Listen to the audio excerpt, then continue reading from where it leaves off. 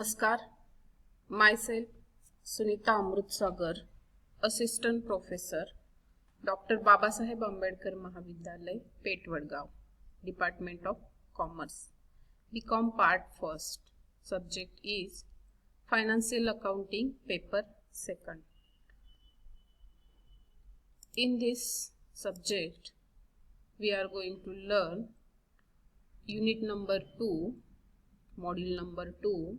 Title is Conversion of Partnership into Limited Company. Okay, so here is partnership firm and here is the company. So in 12th class you studied about partnership firm. So in this year and this topic we will going to learn what is meant by company and how to convert partnership firm into limited company. Okay, so here is the introduction. To convert partnership into a limited company means to change the form of partnership business to the form of limited company. See this, change the form means conversion. Change the form of partnership business into the form of limited company. It may be private limited company or a public limited company. Conversion is done by either transferring or selling all or some of the assets and liabilities of the firm to a limited company. बघा, conversion करायचं म्हणजे काय तर change of form, change the form of partnership business. पार्टनरशिपचा जो काय business आहे त्याचं रूपांतर आपल्याला लिमिटेड कंपनीमध्ये करायचं आहे. आणि हे रूपांतर करत असताना it may be private limited company और अ पब्लिक लिमिटेड कंपनी. मग ती कंपनी जी आहे ती प्रायव्हेट लिमिटेड असेल किंवा पब्लिक लिमिटेड कंपनी असेल. Conversion is done by either transferring और सेलिंग. कन्वर्जन हे कसं केलं जातं तर असं म्हटलं की डन बाय ट्रान्सफरिंग और सेलिंग ऑल और सम ऑफ असेट. ट्रान्सफर केले जातात किंवा विक्री केली जाते ऑल और सम ऑफ असेट, सगळ्या असेटची किंवा काही असेटची, assets and liabilities of the firm to a limited company. The limited company pays price to the partnership firm. आता पार्टनरशिप फर्मचं कन्वर्जन जे आहे ते लिमिटेड कंपनीमध्ये केलेलं आहे. ही पार्टनरशिप फर्म आहे, याचं रूपांतर या कंपनीमध्ये केलेलं आहे. मग ही कंपनी काय करते, परचेस कन्सिडरेशन जे आहे, परचेस प्राइस जी आहे ती प्राइस इथं पे करत असते. If a firm is converted into a private limited company, the shares of the company are held by the partner of the firm and or their family member and other relatives. The shares are offered to the public for subscription. जर इथं conversion जे आहे ते private limited मध्ये केलं असेल तर ते शेअर्स जे आहे ते हेल्ड बाय पार्टनर्स फर्म और देअर फॅमिली मेंबर और अदर रिलेटिव्स. कोणीही त्याचे शेअर जे आहेत ते शेअर्स घेऊ शकताय. सो आपण इथं बघितलं की मग काय केलं जातं इथं तर कन्वर्जन करत असताना परचेस प्राइस जी आहे ती परचेस प्राइस पे केली जाते आणि मग त्याला आपण परचेस कन्सिडरेशन असं म्हणत असतो. अ limited company purchasing the business of a partnership firm pay price as agreed of purchase of assets and liabilities of the partnership firm. The purchase price thus payable in purchase consideration.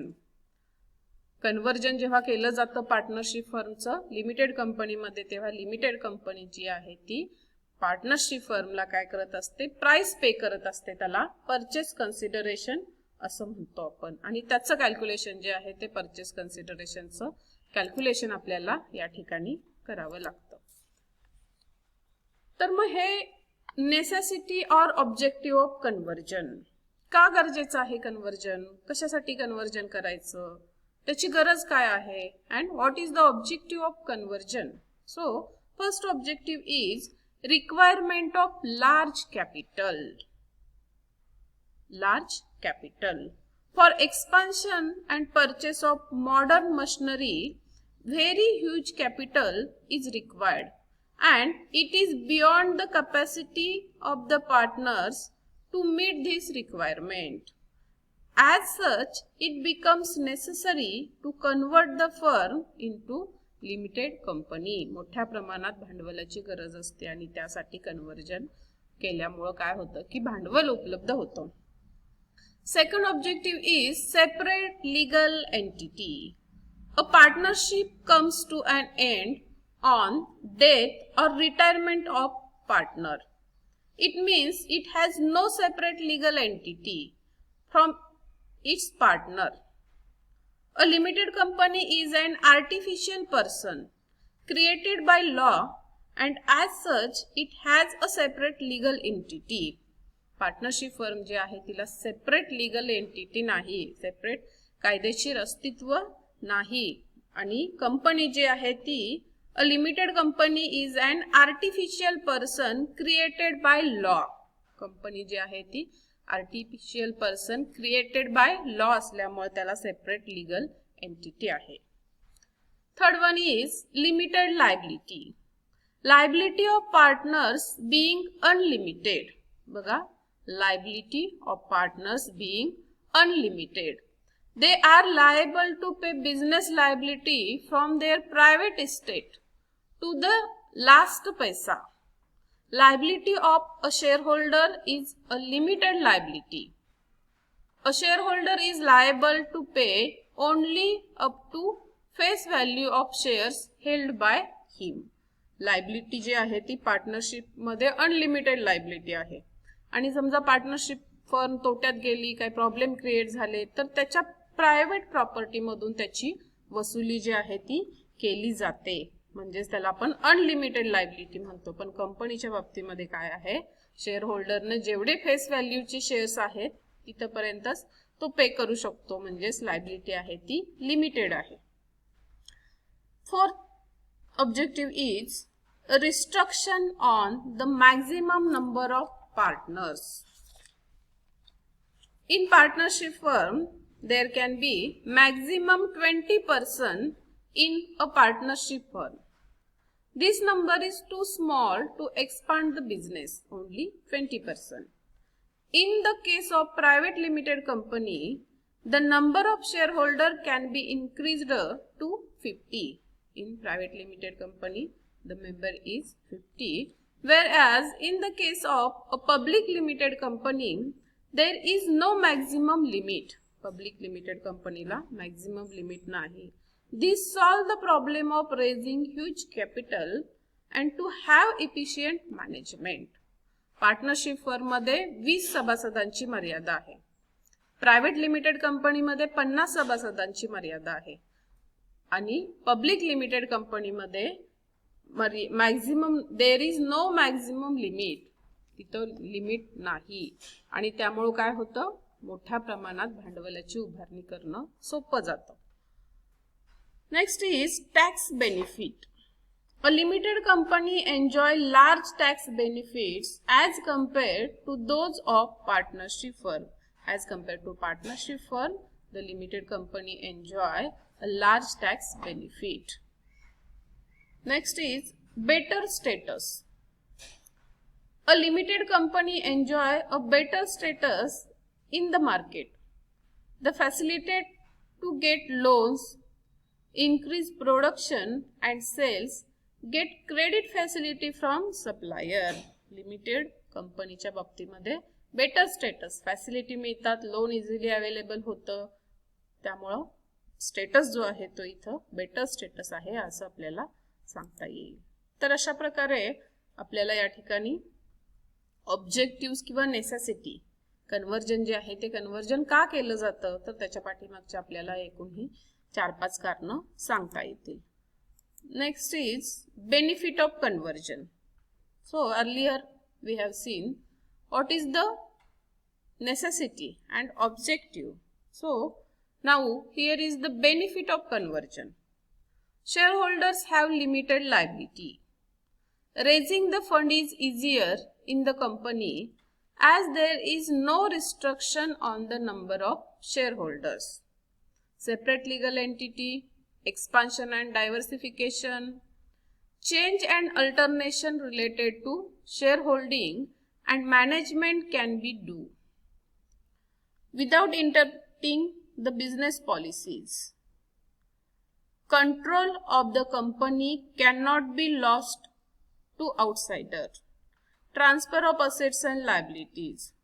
No capital gain tax shall be charged on the transfer of property from firm to company. And last one is enjoy perpetual succession. Here is the benefit. Conversion का करायचं, त्याचे फायदे काय आहेत, तर आपण इथं पाहिलं की लिमिटेड लायबिलिटी आहे, ती लिमिटेड आहे.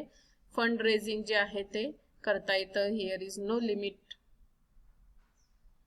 सेपरेट लीगल एंटिटी आहे. एक्सपान्शन आणि डायव्हर्सिफिकेशन, विस्तार आणि विकासासाठी संधी आहे. Share holder change the alteration related to share holding and management can be do. Share holder जे आहे त्याच्यामधूनच इथं काय केलं जातं, संचालक मंडळ जे आहे ते निवडलं जातं. असे बरेचसे बेनिफिट आपल्याला या ठिकाणी सांगता येतील. So here is closing of books of account. इथं आपल्याला कन्वर्जन करत असताना काय काय करावं लागणार आहे, कोणती बुक्स ऑफ अकाउंट ओपन करावी लागणार आहेत. तर as the partnership firm is dissolved, the books of account of the firm are required to be closed. Various accounts in the books of firm are closed as under. All the assets and liabilities are transferred to a realization account. इथं काय केलं जातं, फर्मच्या asset आणि liability ज्या आहेत त्या transfer केल्या जातात रिअलायझेशन अकाउंटला. त्यानंतर अनडिस्ट्रीब्युटेड प्रॉफिट और loss item are transferred to the capital accounts of partners. Undistributed profit किंवा लॉस असेल तर पार्टनर्सच्या कॅपिटल अकाउंटला ट्रान्सफर करायचा. Limited company's account is closed on receipt of purchase price, that is shares, debentures, cash. And fourth is partners capital account are closed by giving them cash, shares and debentures. तर इथं आपल्याला realisation account, partners capital account, bank account अशा प्रकारचे account जे आहे ते account तयार करावी लागतात. तर काय ऍक्च्युअली काय करावं लागतं, तर इथं तुमच्या लक्षात येईल की दिलेला आहे या ठिकाणी कोणत्या प्रकारचे अकाउंट जे आहे ते अकाउंट ओपन केली जातात याच्यामध्ये. तर याच्यामध्ये एक मिनिट,